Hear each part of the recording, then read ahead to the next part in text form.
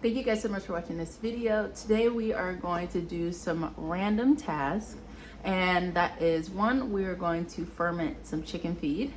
We're going to start an herb in a mason jar, and then we're going to repot my, I think it's a called Big Bird Anthurium, but it's a big Anthurium and it is ready for a new pot. Some of the leaves I noticed are, well, at least one in particular, are starting to yellow out, and that can be many different reasons, but I suspect it's because it's ready for a new pot. So we'll pot that up to something much bigger, but let's go ahead and get started. So as you can see, we are wearing our Snuggie today. It is so cold in the house. It's like, when I came downstairs, it's like 68 degrees, actually 66 degrees in here. So I had to bump the heat up a little bit. Usually we turn it down at night just because with the boiler heat that we use, it literally bakes us at nighttime if we have the heat turned up to like, even at 69, we're baking upstairs. So yeah, so we turn down at night, and then it's freezing cold down here in the morning. So we turn it up a little bit, and then we just dress warm. That's all we can do. So to start the fermentation process, you are going to need a food grade bucket. Food grade means that you can use food in this, that you won't have anything leaching out into what you put in here. And this is what you want to look for. Food grade. I got this bucket from Walmart for a few bucks. Comes with the lid, and this actually is an old lid. This is my third bucket that I bought food grade, but I bought this new one to do fermentation in. So yeah, these are at Walmart, super cheap. The next thing that we are going to do is add in our chicken feed. So I keep my chicken feed outside here in the screened-in porch. I have a chicken feed bucket and I have a chicken scratch bucket. And I'm actually going to use a little bit of scratch today because it has some grains in it as well.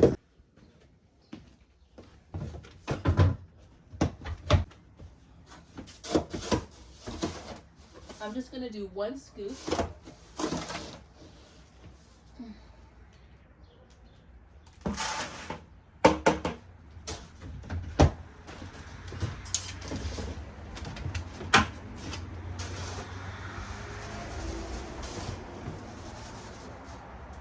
Do a smallish scoop of this.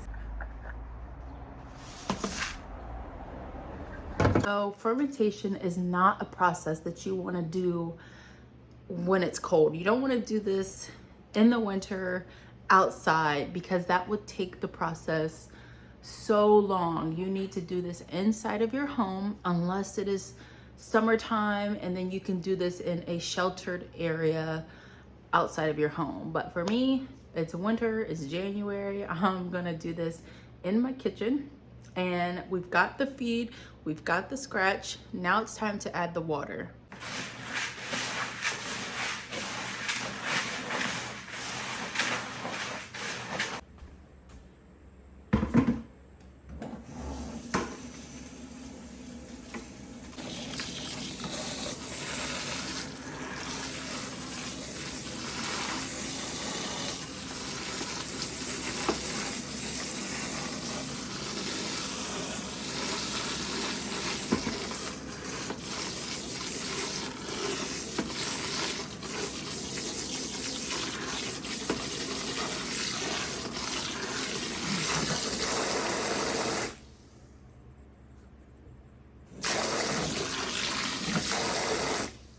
Okay, so now we've got the water in. We added water to where it covered the food. You always want to make sure that the water is above the food line. If you notice that your feed is above the water, add a little bit more water to cover that up. I also used warm water. You don't want to use cold water because you want this process to get started, and it needs to be warm to begin to get active. So what you're going to do from here is every single day you are going to stir this bucket. On between day 2, let me see, I say 3 days. So 72 hours that's when you want to start feeding this to your chickens. You can do it 24 hours, that's fine, but I'm gonna do 72 hours for my chickens. So every day I'm gonna stir it, make sure that the water line is at the right level, and then day 72 I'm gonna begin feeding my chickens this scratch, and then every scoop that I take to them, I refill it with another scoop of chicken feed, and then I add in more water to cover up that feed. So just make sure that you're doing this every single day. This is something you just cannot not do, or else you are likely to grow mold in here, and you will ruin your fermented chicken feed. Now, as someone who constantly attempts sourdough starter, it can be a lot to remember every single day to stir this, to feed it to your chickens, to feed the actual fermentation process. If you have a hard time remembering to do that, just make sure you set an alarm on your phone or wherever to remind you to do that. I have a difficult time with sourdough and remembering to feed it and discard and all that kind of stuff, but I'm working on it. But with this, just make sure that you are doing that, and if you have any trouble, set an alarm for it. So I am going to put a lid on this. This lid will not be tight at all. I'm not gonna lock the lid on this. I'm just gonna set the lid on top of this bucket just to keep out, you know, I have cats, I have dogs, and that is just to keep them out of this bucket. So this is where the bucket will sit, and then the lid I'm just gonna place on just like that. It can be slightly off, or it can be all the way on. It doesn't matter. The most important thing is keeping the feed warm, and it being in the house, it will be perfectly warm to get that fermentation process started. So that is it for getting your fermentation process started for your chicken feed. If you need more help, I am gonna link some other resources for you if you want to do more research. I highly suggest you do more research before jumping into this task. Even though I've done research, I always do more research right before I do something, just in case I forgot. So definitely do that, and I will link it in the description. Let's move on to our next task. So the next thing we're gonna do is set up this basil mason jar grow kit from Modern Sprout. They sent this out to me, and I will link to where you can get it. This is a hydroponic growing system out of a mason jar, and I thought it was really cool, so I was open to trying it out. Everything that you need for this comes inside of the jar. So let's take everything out and get this set up. Got instructions back here. And there is a lot of information on this jar. This is where to add water. You can scan this and go to their site, see this product in action. We've got our net pot.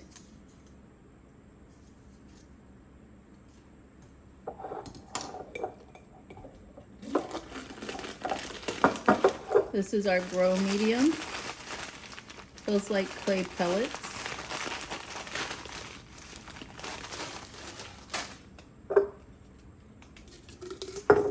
We've got our basil seeds.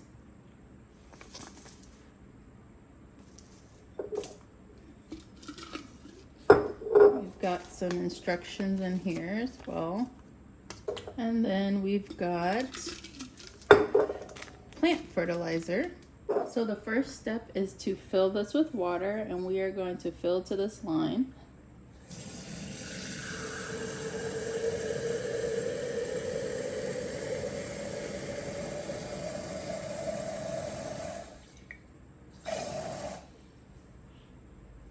Then we're going to add our growing medium to this netted pot.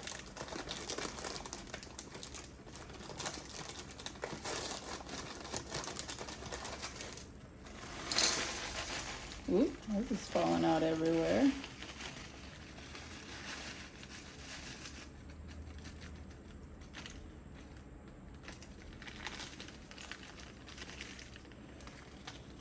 I don't think I can do one video without making a mess of some sort. Let's just scoop this up.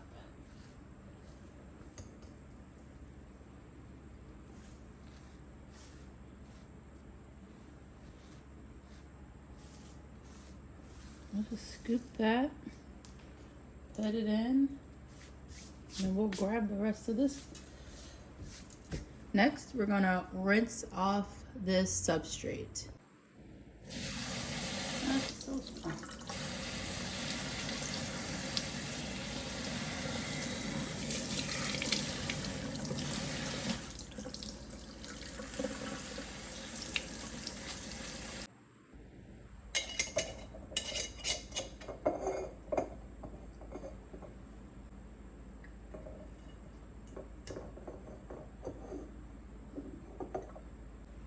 Now it's time to add our basil seeds, and it says just to sprinkle these on the top.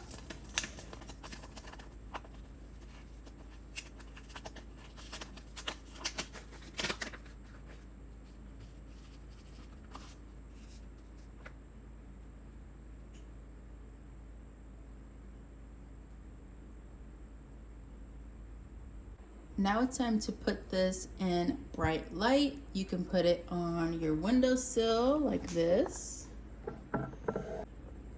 like that. Or I have grow lights that are already going right now and on, so I'll put it under grow lights. But you can grow this in a window.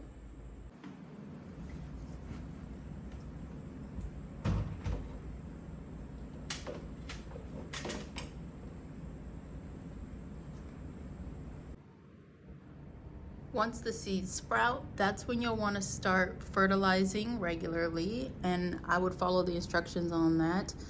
It's probably a little bit different fertilizing hydroponically than through soil. And actually I know that it is slightly different just because I do grow hydroponically a little bit. But yeah. Okay, now it's time to move on to my Anthurium that needs to be repotted. Let me show you guys what he looks like. He's huge. There he is. He has big, long, strappy leaves, and I believe this is an 8-inch pot that he's in, and I got one out of the screen porch that is much bigger. Let me show you. Here is the bigger pot, and then you can see compared to what he's in, this is much bigger, and typically I wouldn't go this big from this to this. However, I think this plant would do really well having that extra space, but we'll see as things go on. I like to experiment, so if anything, any issues arise, we can pot him back down into something a little bit smaller, though I don't think we'll need to do that. Here's his leaf that is turning yellow. Now this is an older leaf, so turning yellow can just be completely normal for this plant. However, I know that it's been in this pot for a while, and I knew when I planted it in this pot that it probably wouldn't stay in here for very long, and it's probably past the time period of when I should have potted it up. But I'm hoping that putting it in this bigger container with the right soil, it will get even bigger, and I'm really looking forward to that. So let's go ahead and pop this guy out of the pot and see what we're working with. All right. Let's see. Ooh. Okay, so this is Anthurium big red bird. So let's see what this guy's working with.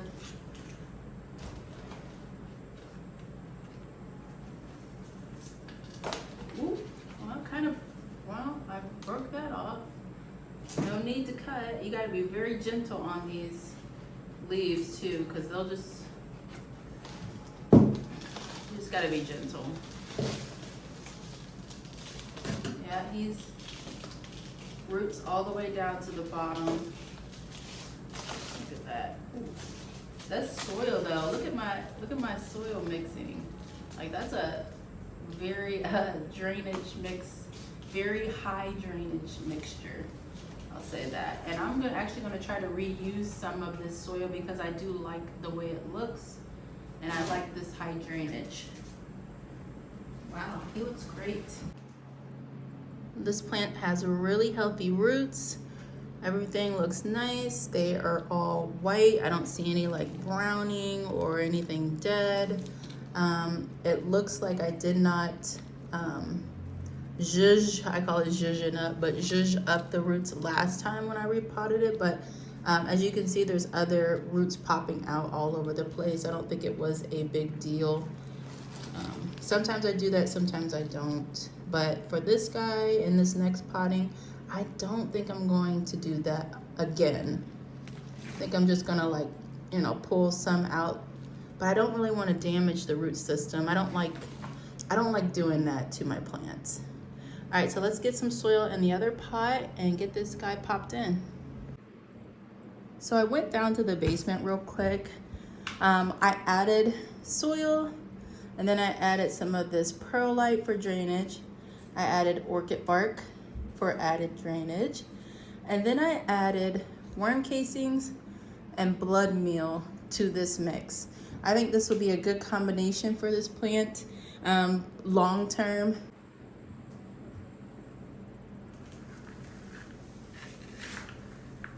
So we're just gonna mix this up. Now you'll notice that I did not clean this pot before replanting in it. The plant that was in here prior had no issues or anything. I just had to repot it out of this. I never got the chance to clean the pot out, but I don't feel like this would be an issue for this plant. I do it often with my plants, so I've never had any issue with it. If I did have a plant that had, you know, a huge pest infestation, you know, some sort of fungus in the soil, then that is where I would really like clean that pot out and probably use like some ACV, not ACV, but vinegar to kill any sort of fungus or bacteria that is harmful. But for the most part, if the plant that was in here prior is healthy, I just leave it. All right, so let's see what level we're gonna plant this at. Try to get it in the center. All right. Lift this up gently.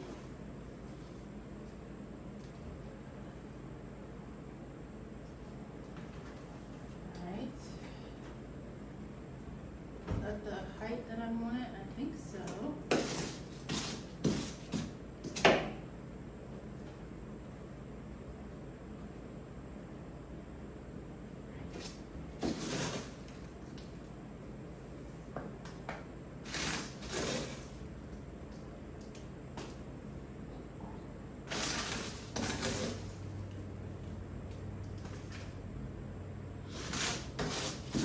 As long as your soil didn't have any issues, or you had any issues with it, no fungi, no, your plant wasn't sick with any spider mites, no mealy, like no pests is my preference. No pests, no fungus in the soil, no mushrooms, you know, that's a fungus, but you didn't see any mushrooms or mold or whatever growing on the soil, then go ahead and reuse your old soil. I don't have any problem with that, especially since the new soil is enriched with new fertilizer. I think there is no issue with reusing the same soil that your plant that your plant was previously planted in. So as long as that soil is still good, go ahead and use it. I have no issues with that in my house. All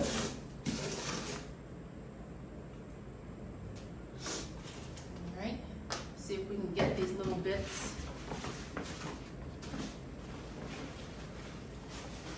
Hopefully we won't make a mess. All right, now I need to add some more soil.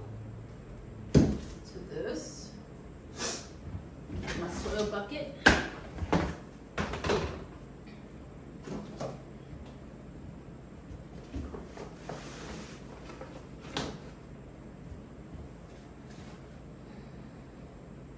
Oh my gosh, this is gonna be a huge mess. There we go. Ooh. Now I'm planting this right at the same level that the plant was in its old pot, and I'll explain that to you here in a second. I'll show you what I mean by that. So just like when you're planting trees outside, you don't want to plant the tree deeper than it was in the pot that you got it. So you can see this is the top of this Anthurium where it was in the pot prior. You see that? I don't want to plant this I'll take and cover up these roots, but I don't want this to be too deep. So we're not going to go all the way up to the base of this plant, but we will cover up to here.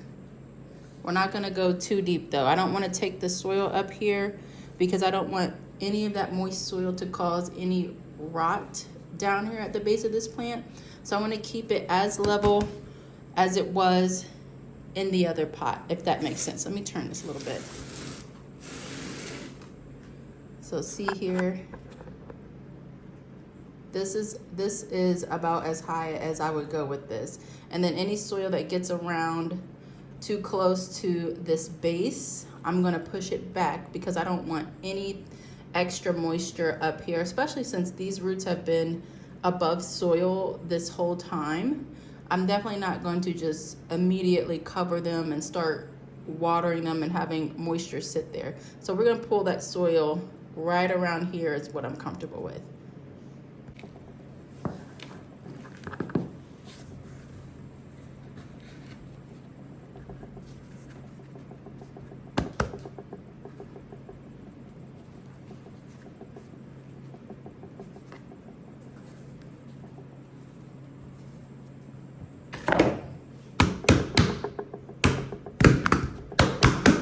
I smack the pots just to let that soil settle in around this plant. So I'll do a lot of smacking, twisting a bit just to help the soil settle in around these roots.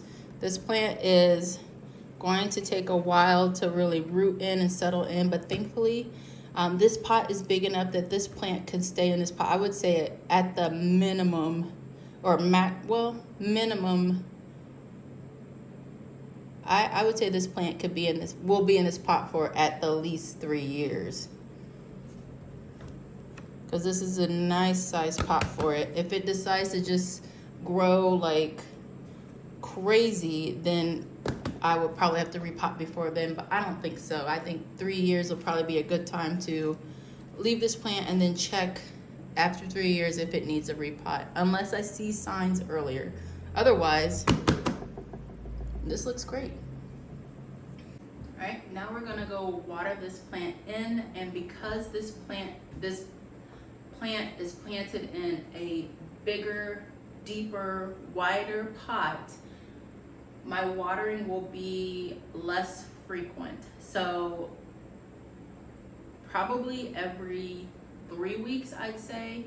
Once that soil dries down about half, that's when I'll give it a water, because I know once I give this plant water, it's going to stay moist for a really long time, just because there's so much extra soil around this plant now. Allowing it to dry out halfway will help prevent any sort of root rot issues with this plant. And that's the thing you have to worry about when you are planting up so much. Usually you want to plant 1 to 2 size up. This is like 3 to 4 sizes up from that pot. So I just have to be really careful with watering. If I nail the watering for this plant is going to grow so well, it's going to be so healthy, and it's going to live for a long time, and it won't have any of the root rot issues that come with soil staying moist for too long. So let's go give this a water, and then we're going to put it right back in the spot.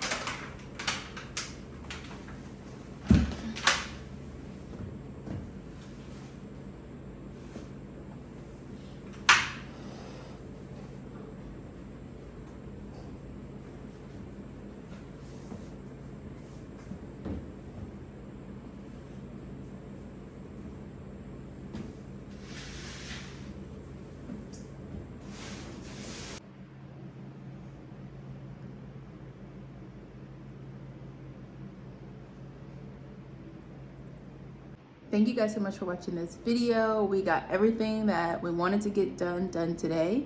We fermented chicken feed. We started basil seeds in a hydroponic mason jar system, and then we just repotted my Anthurium big bird. Let me know if you guys have any questions about this video, anything that I can link for you as far as where you can find certain things or educational links. They will all be in the description. Thank you guys so much for watching. I'll see you in the next video.